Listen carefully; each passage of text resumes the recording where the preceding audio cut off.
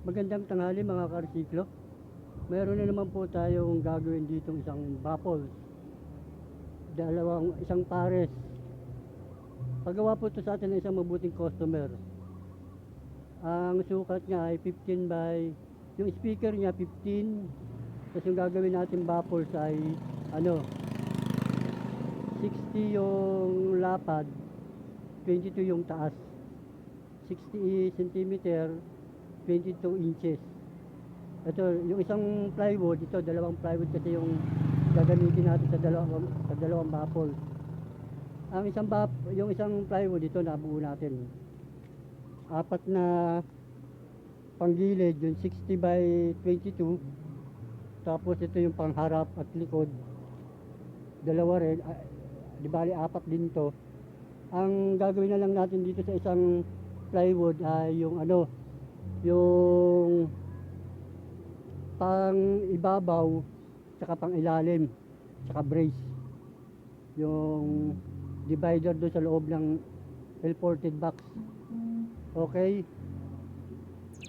puputol-putulin ko muna siya bago ko ipakita sa inyo yung assembly natin na speaker box, L-ported box di 15. Okay,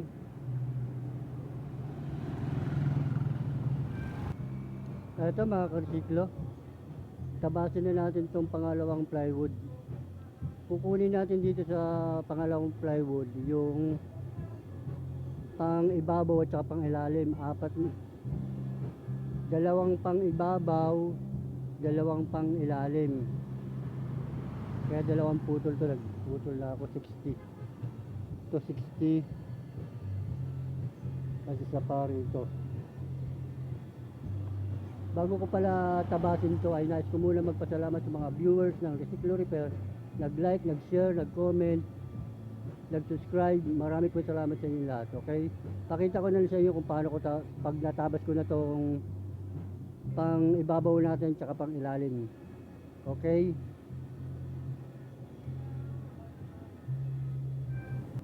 Ito mga karesiklo, nakaputol na tayo dyan ng dalawang 60. Di bali lalabasan nito, kalalabasan nito dalawang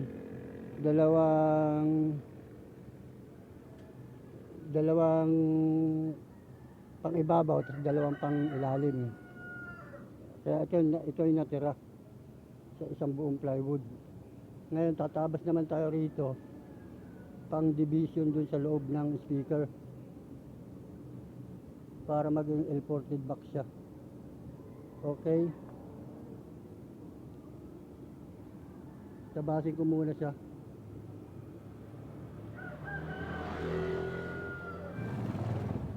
Ito mga karsiklo, tumabas pa tayo ng 18 inches dito sa natirang malaki. Kaya ito na lang natira sa kanya. Ayan. Tignan natin kung ano pa mababawas natin dito. Tatabi lang muna natin itong natira na to. Tapos saka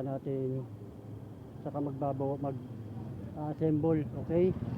Kakatin ko lang itong mga to, hahatetin ko na.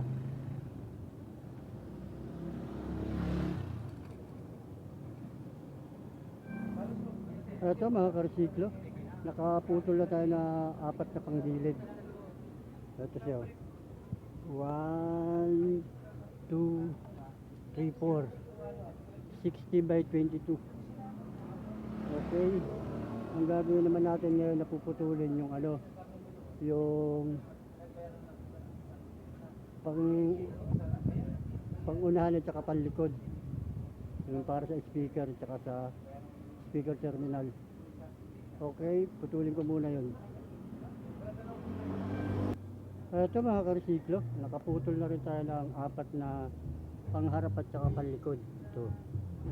Itong apat na to. Yan yung pangharap at saka likod. Tapos ito yung gagawin na lang natin to divider.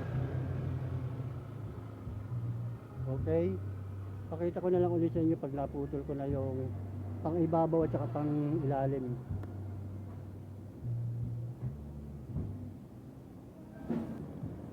Eto mga karesiklo, mag-assemble na tayo ng isang panglikod, isang pangharap at saka isang panggilid.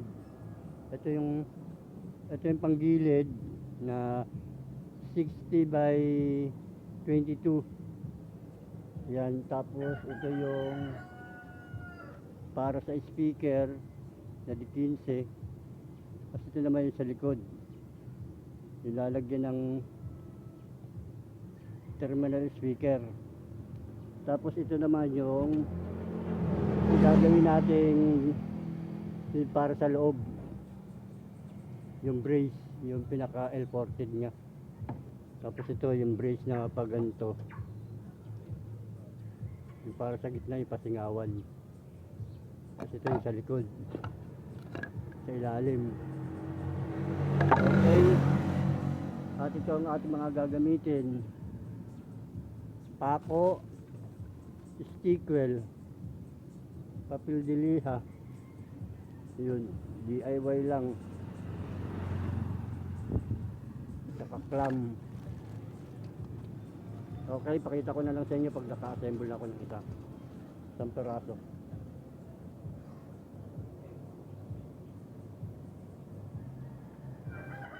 Ito mga karsiklo, nagkasa na tayo ng isang panggilid, isang pang likod, saka isang pangharap.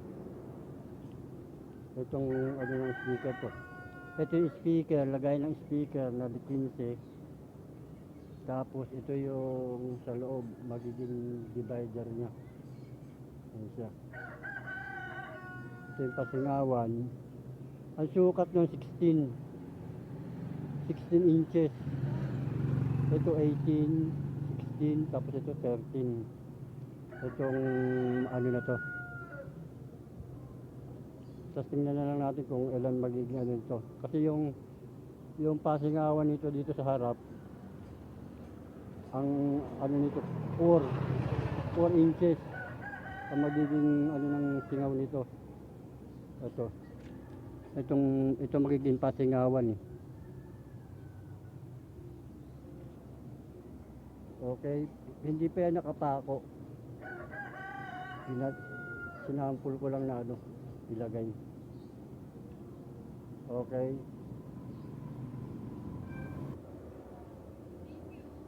Ito mga karisiklo, nabutasan ko na yung ginagawa natin L-ported box. Kasi ito, nabutasan ko na yung D15.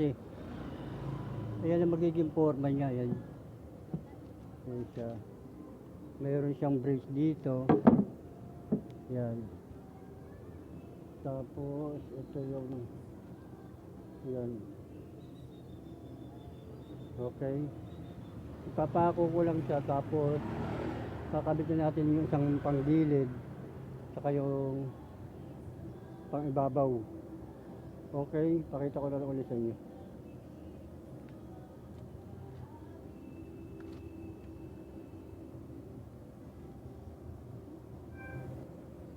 Ito mga karsiklo, naikabit ko na yung mga divider. Ang kulang na lang nito yung pang ibabaw. Ayan na naging format niya. Ayan. 4 yung pasingawan.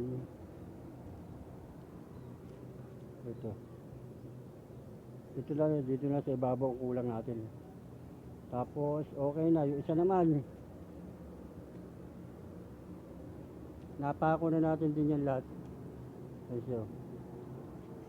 Wala pang butas dyan, yung handle at saka doon sa likod yung lagayan ng speaker terminal. Ayun.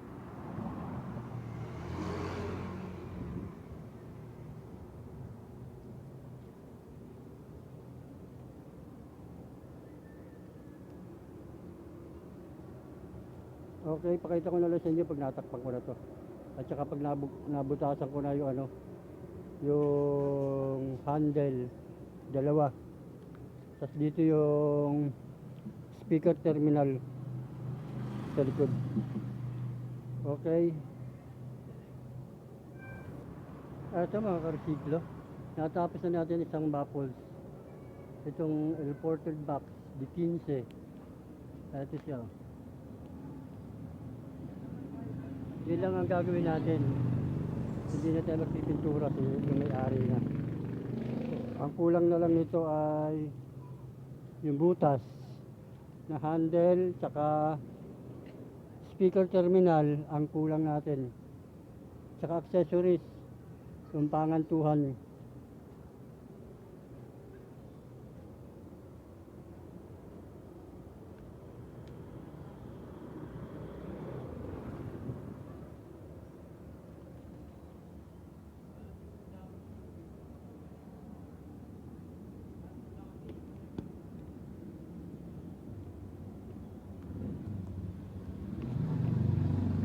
Yan yung butas niya.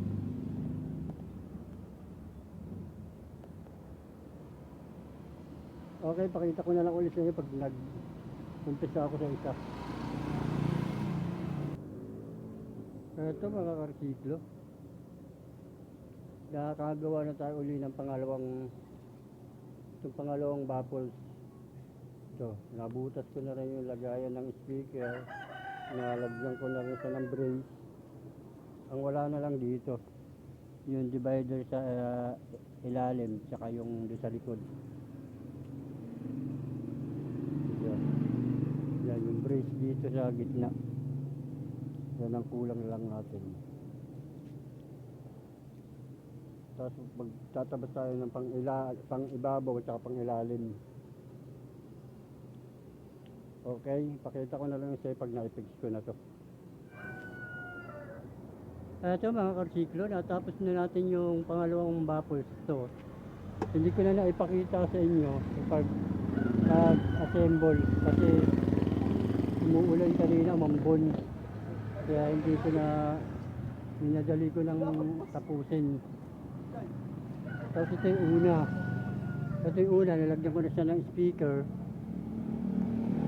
Tapos ito, nabutasan ko na siya.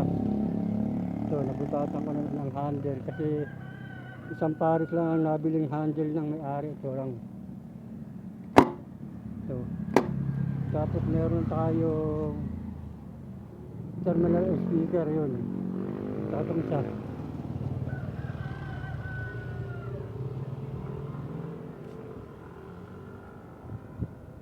Imported box, di 15. Yan siya.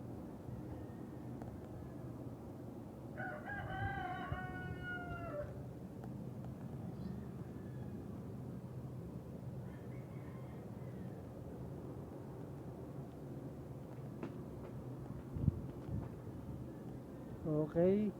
May natapos na naman tayo isang paggawa sa atin ng isang mabuting customer. Isang di 15 na baffles. Ang design niya ay imported box. Okay. Hanggang dito na lang mga karisiklo. Maraming salamat po sa inyo lahat.